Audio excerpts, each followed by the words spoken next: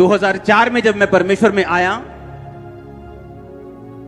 क्योंकि 2003 में 2002 में मैं अपनी पढ़ाई को पूरा करके जलंधर वापस आ चुका था। मेरे दादाजी इनकम टैक्स ऑफिसर थे जलंधर में, और अलग अलग पंजाब में उनकी पोस्ट होती थी। जब उनको कैंसर हुआ तो मेरे घर वालों को किसी ने बताया कि जाओ, ये क्रिश्चियन लोग जो हैं ये प्रार्थना करके कैंसर ठीक करते हैं।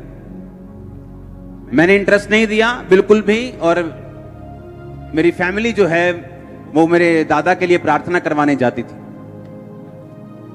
मेरे दादाजी की फैमिली ने फेथ नहीं किया परमेश्वर के ऊपर, और उसके बाद थोड़े समय के बाद जब मेरी अपनी फैमिली, मेरे फादर और मदर चर्च जाने लगे, किसी एक छोटा सा ग्रुप होता था, तो मैं गुस्सा करने लगा, ये बोलने लगा कि आप लोग क्रिश्चियन मत बनो, क्रिश्चियन जो है कुछ नहीं है। देखो 24 घंटे मेरे मंदिर में चीजें चलती थी, और मैं बोलता था कि नहीं, क्रिश्चियन नहीं बनना, ये धर्म बदलते हैं लोग, ये ना जानते हुए कि प्रभु यीशु मसीह जो है वो धर्म नहीं, वो जीवन बदलते हैं। आमीन।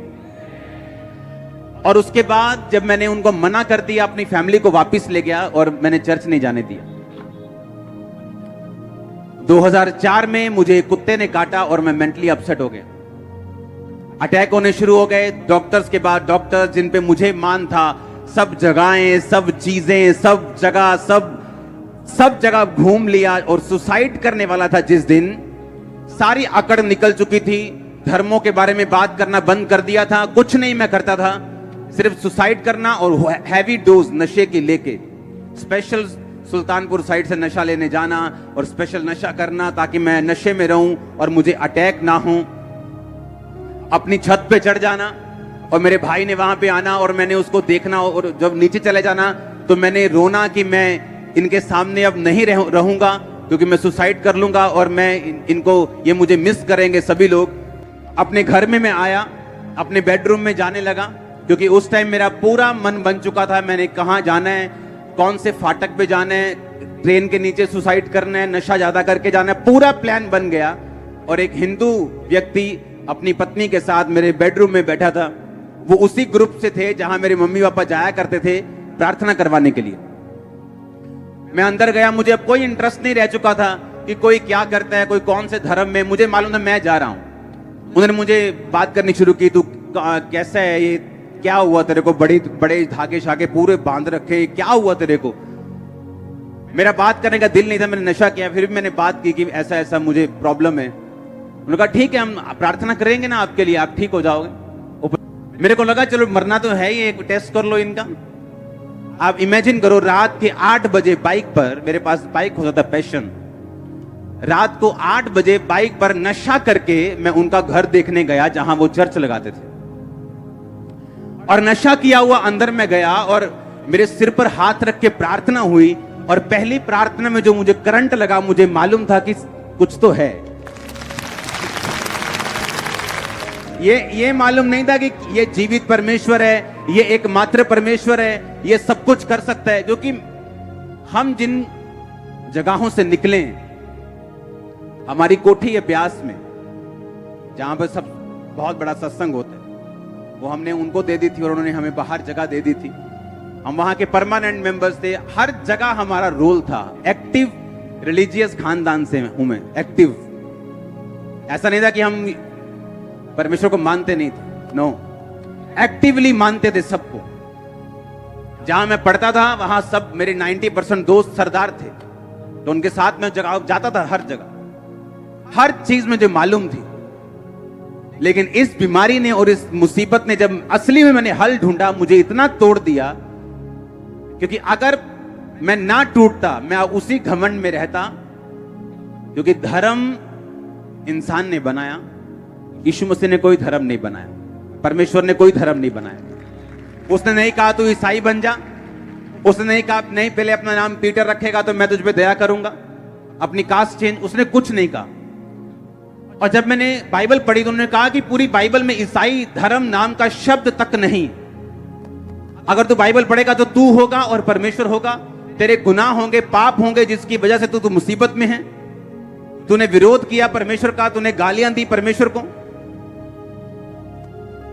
और तूने कहा कि मेरे घर में ये क्रिश्चियन लोग एंटर नहीं करने चाहिए, मुझे बुरे लगते हैं लोग। और परमेश्वर तुझको ढूंढ रहा है और तुझको वो पुकार रहा है, तुझ पे दया कर रहा है। और पहले दिन की प्रार्थना के बाद मुझे समझ आ गई थी कि परमेश्वर है। मैं आपको पता क्यों कह रहा हूं? क्योंकि जब लोग मुझे देखते हैं उन्हें लगता है कि मैं आसमान से स्वर्गदूत उतरा हूं। उन्हें यह नहीं मालूम मेरी हिस्ट्री क्या है, मेरा बैकग्राउंड क्या है। मैं आपसे 10 गुना ज्यादा पापी था जब मैं परमेश्वर में आया हूं। अब परमेश्वर में मैं आ गया।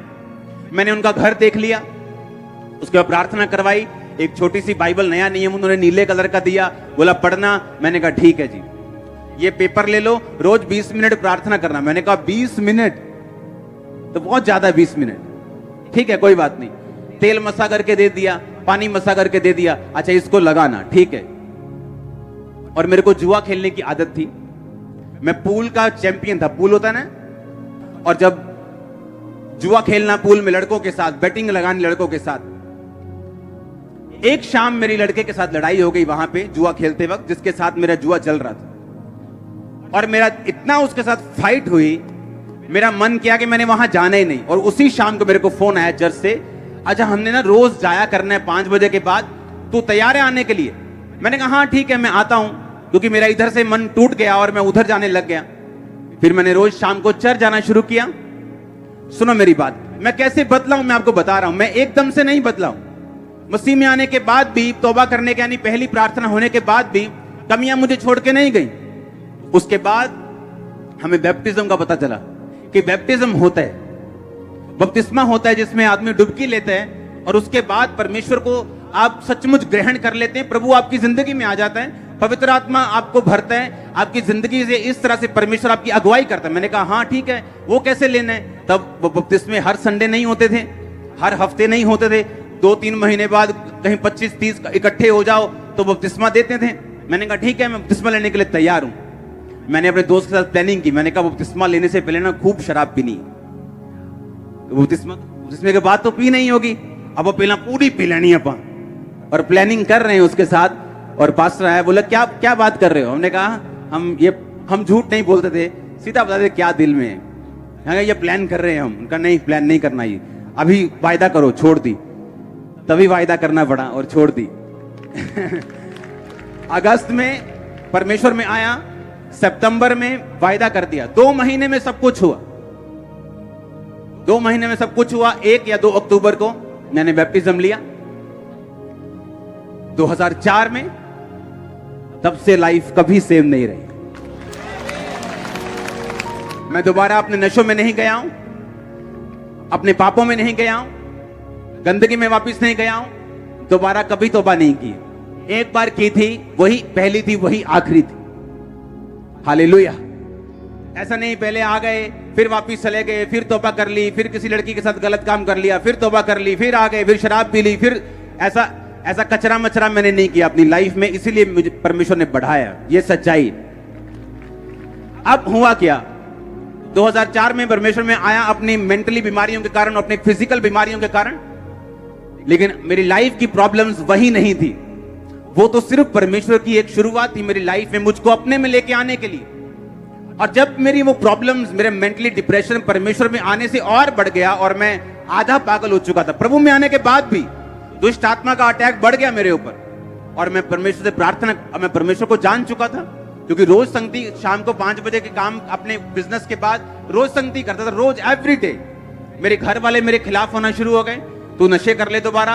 वही घर वाले जिन्होंने मुझे भेजा चर्च में, वही बोलते थे नशे कर लो दोबारा, जो मर्जी करो, चर्च में नहीं जाना है, चर्च नहीं जाना, रोज शाम को नहीं जाना, बिजनेस करो, ये करो, बहुत बड़ा बिजनेस है, ये हो जाएगा, वो हो जाएगा, नहीं तुमको ऐसा नहीं करने।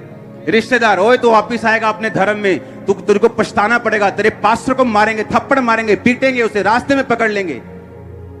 आप नहीं जानते, रोज रोज घर में कलेश इतना होता था, आप इमेजिन भी नहीं। अगर आप कई लोग ऐसे होते, वापिस चले जाते। लेकिन शुरू से मैं अपनी फैमिली से हल्का सा अलग रहा था। मुझे इसका रीजन मालूम नहीं था क्यों ऐसा है। मेरे ब्रदर की ज्यादा अटैचमेंट थी, लेकिन मेरी थोड़ी कम थी, मालूम नहीं क्यों। वो बाद में पता हुआ कि क्यों, ताकि जब परमेश्वर मुझे बुलाए अपने में और मेरा घर वाले मेरा विरोध करे, मैं उनके प्रेम में वापस ना चला जाऊं, ताकि मैं परमेश्वर में खड़ा रहूं। आप जानते हैं आपकी लाइफ में कुछ भी हो, कई बार आप एक्सपेक्ट करते हो आपकी बहन आपसे प्यार करे, आप एक्सपेक्ट करते हो आपकी मां आपसे ज्यादा प्यार करे, आपका बाप आपसे ऐसे करे, लेकिन आप नहीं जानते कि वो चीजें कई बार परमेश्वर ने ठहराई होती हैं ऐसा होने के लिए। अगर ऐसा ना होता, अगर मेरी लाइफ में मेरी फैमिली से मैं बहुत ज्यादा अटैच्ड होता, तो इतना कलेश जब घर में रोज हो रहा था, शायद मैं वापस चला जाता। पर उस कलेश में वापस नहीं गया, रोज चर्च जाता रहा, रोज अपनी कमियां ढूंढता रहा। अच्छा ये कमी है, अच्छा ठीक है, फिल्मी गाने नहीं सुनने, अच्छा ठीक है, ये नहीं करना, ठीक है, वो नहीं करना, ठीक है, ये नहीं करना, ठीक है, इसमें बॉयफ्रेंड नहीं गर्लफ्रेंड नहीं होनी चाहिए, अच्छा ठीक है, इसमें गलत काम नहीं करना, ब्लू फिल्म नहीं देखनी, ये नहीं करना, वो नहीं करना, चोरी नहीं करना, ठीक है, सारा कुछ ठीक है। अच्छा जैसे जैसे मालूम होता गया वैसे वैसे मानता गया। बैप्टिज्म लिया, आई थिंक 3 महीने बाद ही बैप्टिज्म लेने के ले हैंड मैंने शुरू कर दिया था लोगों के ऊपर, लोगों में प्रार्थना करनी मैंने शुरू कर दी थी। एक दिन एक अधरंगी आता है, वो बिल्कुल उसे उठा के लेके आए, और मैं भी बिल्कुल नया था, 3 महीने विश्वासी, उनको लेके आए मेरे सामने। छोटा सा चर्च था, उस पर प्रेयर हुई, मैंने देखा प्रेयर होते हुए अपनी आंखों के सामने। अगले दिन वो वापस आया, बोल रहा था, चल रहा था, कंप्लीट पूरा नहीं लेकिन चल रहा था। कल से जमीन आसमान का फर्क था एक दिन में। मेरे होश उड़ के मैंने पहली बार मिरेकल देखा अपनी लाइफ में लाइव। पहले तो मैं सिर्फ बातें सुन रहा था, मसीह बाइबल की बातें सुन रहा था या उनकी गवाही उनके मुंह से सुन रहा था, लेकिन ऐसा कुछ देखा नहीं था कि जो मुझे हिलाए, क्योंकि उस समय इतना इंटरनेट नहीं होता था, सिर्फ ब्रॉडबैंड होते थे बीएसएनएल के जो चलते थे। जब मेरी आंखों के सामने वो हील हुआ, मुझे विश्वास हुआ कि नहीं, अगर परमेश्वर इसको छू सकता है वो मुझे भी छू सकता है। परमेश्वर ने मुझे एक ही बात बोला कि तू सेवा कर, तू प्रार्थना कर, लोगों को समझा। इमेजिन करो तब मैंने बाइबल और परमेश्वर ने कैसे मुझे इस्तेमाल किया। और जब मसीह में 3 महीने हो गए, मेरे अटैक बढ़ गए, जो जिस अटैक से मैं आया था वो कम हो गया, लेकिन और अटैक बढ़ गए दुष्ट आत्मा के। उसकी वजह से मुझे क्या हुआ कि मुझे रोज बाइबल पढ़नी पड़ती थी, क्योंकि जैसे मैं बाइबल पढ़ता था अटैक कम होने शुरू हो जाते थे।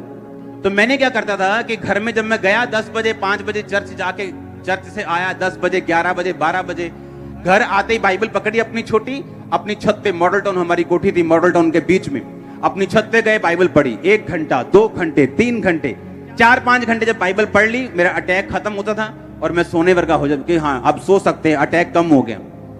एवरी डे बाइबल मेरी एक दवाई थी, क्योंकि मैं दवाइयां खा चुका था, जलंधर के सारे बड़े डॉक्टर से दवाइयां खा चुका था, कोई असर नहीं, 1% भी नहीं।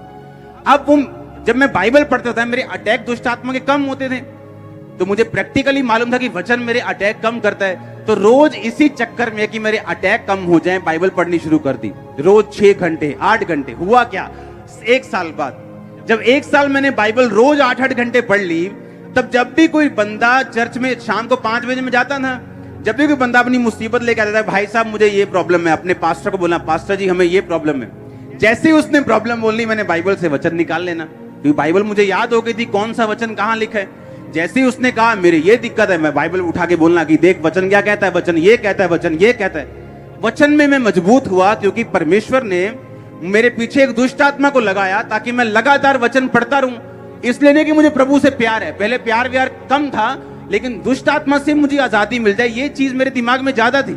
वचन पढ़ना शुरू कर दिया, जब लगातार वचन पढ़ने की आदत पड़ गई, तब आदत पड़ गई, दुष्ट आत्मा तो चला गया। 2005 में मैंने आपको बताया था 40 रोजे मैंने 5-6 बार रखे, और उन रोजों में परमेश्वर ने मुझसे बात की थी कि हियाव बांध दृढ़ रहे, मुसीह में की गई मेहनत कभी व्यर्थ नहीं जाती।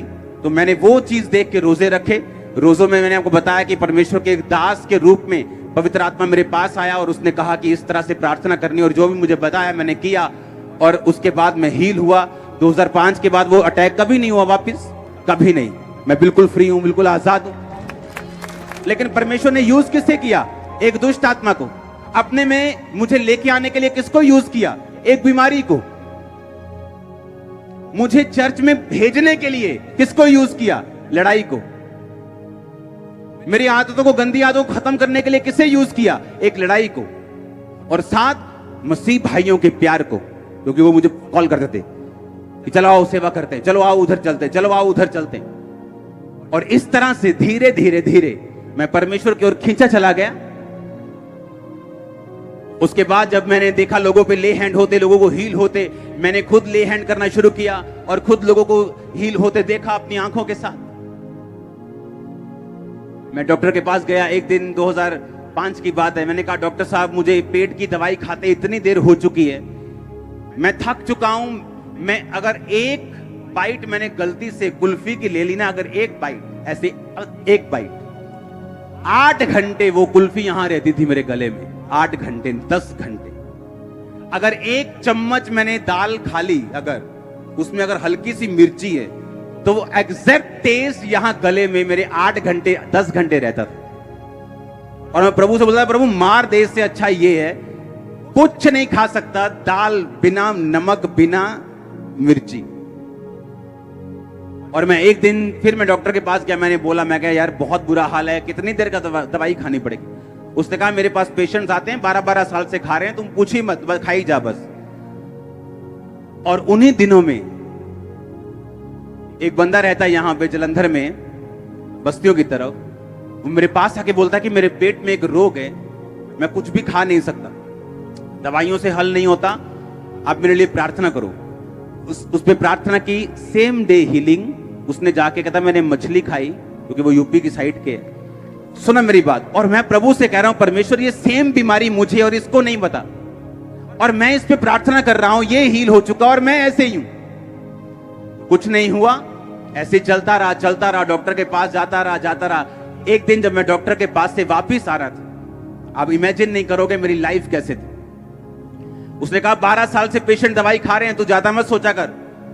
और मैं हैरान हो रहा हूं कि परमेश्वर मैं तेरी सेवा करता हूं, मैं लोगों पे ले हैंड करता हूं, लोग हील होते हैं और मैं बीमार हूं। जब उस डॉक्टर ने इतनी बात बोली कि 12 साल, मैंने बाहर आया हॉस्पिटल से, मैंने गुस्से से दवाई फेंकी, मैंने कहा मैंने नहीं खानी, कुछ भी हो जाए। अब इमेजिन करो, मुझे नहीं मालूम था कि मेरी प्रार्थना सुनी जा रही। परमेश्वर का थैंक्स करता रहा। इंस्टेंट हीलिंग हुई मुझे, इंस्टेंट हीलिंग, और मैं हील हुआ, मेरा फेथ बढ़ा। मैंने कहा अब आया मजा, अब बताऊंगा मैं। सुनो, फिर लोगों, क्योंकि जैसे जैसे आप प्रभु में बढ़ते जाते हैं ना, आपका विश्वास बढ़ता जाता है, आपका फेथ बढ़ता जाता है। क्योंकि पहले तो प्रभु शेर मारेगा आपसे, फिर भालू मारेगा, फिर गोलियत मारेगा। आप समझ रहे मेरी बात के नहीं? वो शेर भालू का टाइम था, मेरा गोलियत का टाइम अभी नहीं आया था। वो शेर भालू मार रहा था प्रभु कि देख मैं तुझे कैसी बीमारी से निकाल रहा हूं, डॉक्टर जवाब दे चुके, देख मैं तेरे द्वारा हील भी कर रहा हूं और तुझे भी निकाल रहा हूं इन बीमारियों से। तब मेरा विश्वास बढ़ना शुरू हुआ सेवकाई के लिए। एज ए बिलीवर मेरा विश्वास इतना था कि मैं हील होऊं चाहे ना होऊं, मैं मरना जीना सब परमेश्वर में, ये पक्का था। लेकिन एज ए सेवकाई के लिए यह विश्वास पक्का नहीं था कि सेवा करने के लिए आपको दृढ़ विश्वास चाहिए होता है। लोगों ने टेस्टिमनी देनी शुरू की, गवाहियां आनी शुरू हुई, प्रोफेटिकली परमेश्वर ने मुझसे बात करनी शुरू की, और परमेश्वर मुझे तैयार करता रहा। मुझे नहीं मालूम था मैंने खामरा में आना। आप जानते हैं इसी खामरा में, इस मिनिस्ट्री से शुरू होने से कई साल पहले हमारा गोडाउन था यहां पे किराए पे पीछे, और हमें मालूम नहीं था कि मैं यहां पे आऊंगा। गोडाउन था सैनिटरी का, टाइल्स का। सुनो मेरी बात, और इसी खामरा में जब मैंने एंट्री की थी तो मैं नशे करता था, इसी सेम खामरा में, और मुझे मालूम नहीं था कि मैं इसी खामरा में आऊंगा एक दिन। तब मैं मसीह में भी नहीं था, इस खामरा में तब से हूं मैं। सब गोडाउन जब लिया खामरा में, मैं आपको क्यों बता रहा हूं, ताकि आपको मेरा स्ट्रगल भी मालूम हो। ओके, आज मेरे पास कितना कुछ है, इससे आपका विश्वास बढ़ सकता है, लेकिन मैं जिन चीजों से निकला हूं, अगर मैंने आपको वो बताई, आप कभी सेम नहीं रहे। आप इमेजिन करो, खामरा में जहां पे हमारा गोडाउन था, वहां एक सरदार जी थे। वो रोज शाम को जो आम लोगों के घरों में होता है, थोड़ा पैक लेना, ये लेना, वो लेना। एक दिन मुझे मालूम हुआ कि ये उन्हीं दिनों की बात है जब मुझ पे दुष्ट आत्मा के अटैक होते थे और मैं मसीह में नहीं था। मुझे मालूम हुआ कि उनको हार्ट अटैक हुआ। अब इमेजिन करना, मुझे उसी टाइम अटैक हुआ जैसे मैंने वो बात को सुना। मेरा एक दोस्त था अटारी बाजार में, वो उसकी डेथ हो गई, उसको ब्रेन अटैक हुआ। आप इमेजिन करो, सेम टाइम मुझे अटैक हुआ। मुझे ऐसा लगता था कि मैं किसी भी दिन मर सकता हूं, किसी भी सेकंड मेरी नाड़ियां फट सकती, कुछ भी हो सकता। ऐसे मैंने सहा है, और ये सारा से सारा टॉर्चर परमेश्वर कर रहा था और मुझे मालूम नहीं था कि मैंने कौन सी मुंह से बात निकाली है और यीशु मसीह को पसंद नहीं आई और वो अपनी महिमा के लिए अब मुझे खींच रहा है, मुझे मालूम नहीं था। हालेलुया। आप इमेजिन करो उन दिनों में जब मैं परमेश्वर में आ गया, फिर मैंने बीमारियों से शिफा ले ली, कुछ बीमारियों से आजादी मिल गई, नशों से आजादी मिल गई, रोगों से आजादी मिल गई, बिजनेस बढ़ने लग गया क्योंकि उस समय अपने बिजनेस से मैं परमेश्वर के काम करता था, कोई ऑफरिंग नहीं, कोई कुछ नहीं। उसके बाद जब 2007 में ये गोडाउन चला गया, हम कहीं और थे, उसके बाद हम खामरा में ऐसे ही मेरे मम्मी पापा घूम रहे हैं और वहां एक बोर्ड लगा था कि गोडाउन किराए के लिए खाली है।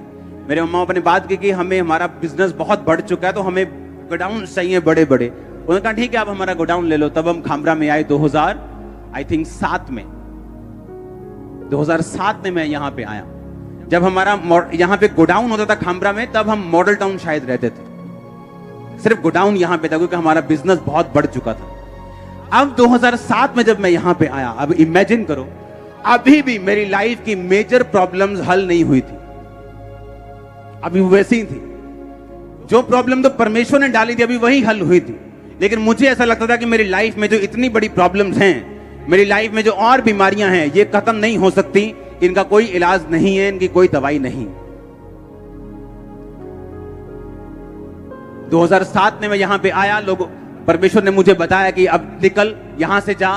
बाइक पे परमेश्वर ने रास्ता बताया, 2 फैमिलियों के परमेश्वर घर लेके गया, बिना किसी एड्रेस के, बिना किसी चीज के। और जिस गली के बाहर मुझे स्वर्गदूत ने रुकने के लिए बोला कि यहां पूछ क्रिश्चियन घर कौन सा है, उसी गली के बाहर, उसी गली में वो क्रिश्चियन घर होता था और पूरे मोहल्ले में एक ही क्रिश्चियन घर होता था। हालेलुया। और वो दोनों घर अभी भी इस चर्च के मेंबर हैं। और इस तरह से सेवकाई शुरू हुई, सेवा शुरू की बाय फेथ, लेकिन अभी भी लाइफ की स्ट्रगल्स खत्म नहीं हुई। आज जब हम इस रिजल्ट को देखते हैं, हाँ इन रिजल्ट्स को देखते हैं, किसी को मालूम नहीं मैं किन चीजों से निकला हूं, कैसे अविश्वास से गुजरा हूं, कैसी फाइट से गुजरा हूं, कैसे कलेशों से निकला हूं, कैसी बीमारियों से निकला हूं। हर तरह का डॉक्टर मैंने देख लिया 2004, 5, 6। अब इमेजिन करो, आज जब लोग टेस्टिमनीज को सुनते हैं, उनको लगता है कि वो आज का अंकुर देखते जो आज खड़ा है, उन्हें कल वाला मालूम नहीं है वो बना कैसे। वो ऐसी फाइट थी मैं प्रभु को बोलूंगा कि तू दोबारा कर सकता है, मैं बोलूंगा नहीं मैं दोबारा नहीं कर सकता। वो फाइट ऐसी थी, लेकिन बाइबल कहती तूने जो मुझसे प्यार किया मैं तुझे छुड़ाऊंगा। सालों साल मैं गया हूं हुजूरी में, सालों साल प्रार्थना की, तब भी कहीं उत्तर नहीं मिले, तो क्या किया? कुछ नहीं किया, सेवा बढ़ाई, काम बढ़ाया और प्रभु ने उत्तर दिए। आज मेरी लाइफ में एक भी मसला नहीं है ऐसा जो अड़ा हो, आज सारे मसले हल है और इसीलिए मैं आपके हल कर पाता हूं। मैंने देखा आपके इस लाइफ में, इस जर्नी में, कि परमेश्वर से प्यार करना बहुत इंपॉर्टेंट है, अविश्वास में भी खड़े रहना बहुत इंपॉर्टेंट है। और जो लोग जल्दी में होते हैं, जल्दी साल हो गया, 1.5 हो गया, 2 हो गया, मैंने देखा वो शैतान उनसे बहुत फाइट करता है। जब शैतान ये देख लेता है कि आपकी ये आशीष अगर लेट हो जाए, वो आपके विश्वास को हिला सकता है, तो वो परमेश्वर से आज्ञा मांग लेता है कि क्या मैं इसकी ये बरकत रोक लूं, क्योंकि अगर ये बरकत इसकी मैंने रोक ली तो तुझे मानेगा नहीं। पहले ऐसा लगता था कि मैं इंच करके बढ़ रहा हूं, ऐसे रेंग के, ऐसा लगता है पीछे किसी ने बड़ा सा लोहे का कुछ लटका दिया और मैं एक इंच के लिए मुझे ऐसा लगता है जोर लगाना पड़ रहा है अपनी लाइफ के लिए। पर याद रखो, परमेश्वर में की गई मेहनत कभी व्यर्थ नहीं जाती।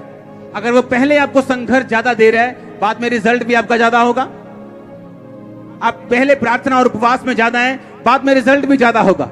आपने ज्यादा दुखों को सहा है, ज्यादा सुख भी आपके पास होंगे। ज्यादा सताव आपने सहा है, आपकी टेस्टिमनी बड़ी होगी। जो कुछ भी आप परमेश्वर को दे देंगे वो कभी व्यर्थ नहीं होगा।